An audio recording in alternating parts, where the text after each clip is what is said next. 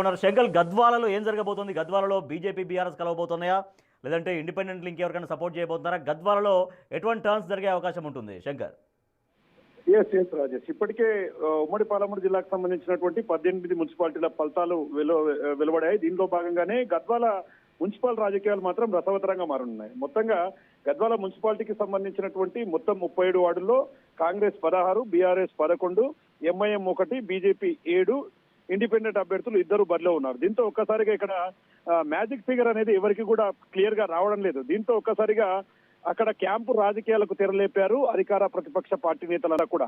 ఒకవేళ అక్కడ ఖచ్చితంగా కాంగ్రెస్ అధికారంలోకి రావాలంటే ప్రజెంట్ ఉన్నటువంటి బీఆర్ఎస్ 11 ఉన్నాయి, బీజేపీ 7 ఉన్నాయి, బీఆర్ఎస్ ఎమ్మెల్సీలు అక్కడ 3 ఉన్నాయి. అంటే అక్కడ ఎక్సాక్టివ్ ఓట్లు 2 ఎమ్మెల్సీలు, అదే విధంగా ఒక ఎమ్మెల్యే కూడా ఉన్నాడు అక్కడ. దీంట్లో భాగంగానే ముందస్తుగానే కాంగ్రెస్ కు సంబంధించినటువంటి నేతలను కొంతమందిని ఎమ్మెల్యే బండ కృష్ణమోహన్ రెడ్డి ఒక ప్రైవేటు వాహనంలో కర్ణాటకకు తరలించినట్టుగా తెలుస్తుంది. ఏదేమైనప్పటికీ అక్కడ హంగుతో పూర్తిగా ఇదంతా కూడా సమీకరణాలన్నీ కూడా హంగుతో పూర్తిగా డిఫరెంట్ గా తయారయ్యాయి. మరి ఈ క్రమంలో పూర్తిగా వారికి భారీగా నగదు ముట్టు చెప్పి ఇండిపెండెంట్లు కావచ్చు, అదేవిధంగా కొంతమంది బీఆర్ఎస్ వాళ్ళు కూడా కాంగ్రెస్ లో చేరుతామని కొంత సంప్రదింపులు జరుపుతున్నాయి. ఈ సమాలోచనలో బీఆర్ఎస్ బీజేపీ 2 కూడా కలిసి ఎలాగైనా సరే గద్వాలలో కాంగ్రెస్ ను పక్కన పెట్టి ఆ పీఠాన్ని కైవసం చేసుకునేందుకు పూర్తి స్థాయిలో పావులు కదుపుతున్నాయి రాజేష్. మొత్తంగా అన్ని చోట్ల కూడా కాంగ్రెస్ మొత్తం కూడా ఓవరాల్ గా లీడ్ లో ఉంది. కానీ గద్వాలలో మాత్రం అంతకు పరిస్థితి భిన్నంగా ఉంది. మరి ఇప్పటికే అక్కడ ఉన్నటువంటి కొంతమంది నేతలంతా కూడా క్యాంపు రాజకీయాలకు పక్క రాష్ట్రాలకు తరలించినటువంటి సిచ్యువేషన్ కనపడుతుంది. కాదు, ఎమ్మెల్యే కృష్ణమోహన్ రెడ్డి గారు వీళ్ళందరినీ బస్సులో లిఫ్ట్ చేసింది నిజమేనా?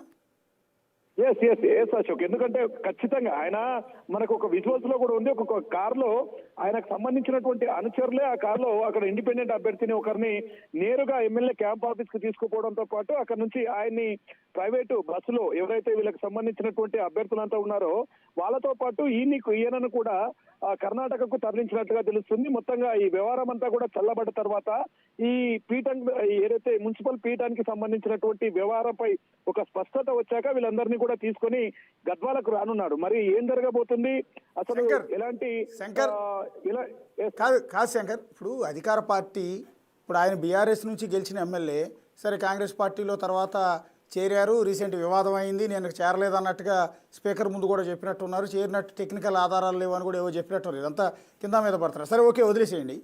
ఇప్పుడు అధికార పార్టీ తరఫున గెలిచిన కౌన్సిలర్లు రిసార్ట్కి తరలించాల్సిన అవసరం, క్యాంపుకు పంపించాల్సిన అవసరం ఏంటి? అలా క్యాంపులకు వెళ్ళి దాక్కోవాల్సిన అవసరమో లేకపోతే వీళ్ళని ఆ పార్టీలో కలుపుకుంటారనో లోబర్చుకుంటారనో బలవంత పెడతారనో భయంతో ప్రతిపక్షాలకు సంబంధించిన అంటే బీఆర్ఎస్ పార్టీ కౌన్సిలర్లు లేకపోతే బీజేపీ కౌన్సిలర్లు కదా ఇట్లా క్యాంపులోకి వెళ్ళిపోవాల్సింది, అధికార పార్టీ తరఫున వాళ్ళు గెలిచిన వాళ్ళు ఎందుకు వెళ్ళాల్సిన అవసరం ఏంటి? అంతా చర్చాంశనీయంగా ఇదే అంశంపై పూర్తిగా హాట్ టాపిక్ గా మారుతుంది ఉమ్మడి జిల్లా వ్యాప్తంగా. ఎందుకంటే గతం నుండి కూడా ఈయన ఒకవైపు కాంగ్రెస్ పాట పాడుతూనే మరోవైపు బీఆర్ఎస్ లో ఉంటుందని చెప్తున్నాడు. మరి ఈ టైంలో ఒకవైపు సరిత ప్లస్ కృష్ణమోహన్ రెడ్డి మధ్య ఎప్పుడైతే ఈ మున్సిపల్ కు సంబంధించినటువంటి నోటిఫికేషన్ వచ్చిందో ఆ రోజు నుంచి కూడా పూర్తిగా కొంత వివాదం చెలరేగింది. వారికి సంబంధించినటువంటి సరిత అభ్యర్థులు కూడా బరిలో ఉన్నారు, కొంతమంది ఇండిపెండెంట్ అభ్యర్థులు, వారు 2 కూడా ఇప్పటికే గెలిచినటువంటి సిచ్యువేషన్ కనపడుతుంది. మరి ఇలాంటి టైంలో కృష్ణమోహన్ రెడ్డి ఖచ్చితంగా మున్సిపల్ పీఠాన్ని కైవసం చేసుకుంటాను అని చెప్పి ఒక హామీ కాంగ్రెస్ పార్టీకి ఇచ్చినట్టు ఆయన నేరుగా పార్టీ ప్రచారంలో కూడా కాంగ్రెస్ కే ఓటేయాలని చెప్పాడు. మరి ఇదంతా చెప్పిన తర్వాత కూడా ఈయన ఎందుకు వీళ్ళని తీసుకుపోయారనేది మాత్రం ప్రశ్నార్థకంగా మారుతుంది. ఒకవైపు సరిత వర్గం నుంచి ఎవరైనా ఇండిపెండెంట్లను తమ వైపుకు మలుపుకుంటారా, లేకుంటే సరిత చెప్పినట్లుగా ఒకవేళ మాట వింటే గానీ ఆ కృష్ణమోహన్ రెడ్డికి సంబంధించినటువంటి అభ్యర్థుల్లో ఎవరైనా ఇటువైపు వస్తే తనకు ఇబ్బందిగా మారుతుందనే క్రమంలో కూడా ఈ వ్యవహారంతో ఒకసారిగా ఆయన ఈ ప్రయత్నం చేసినట్టుగా తెలుస్తుంది.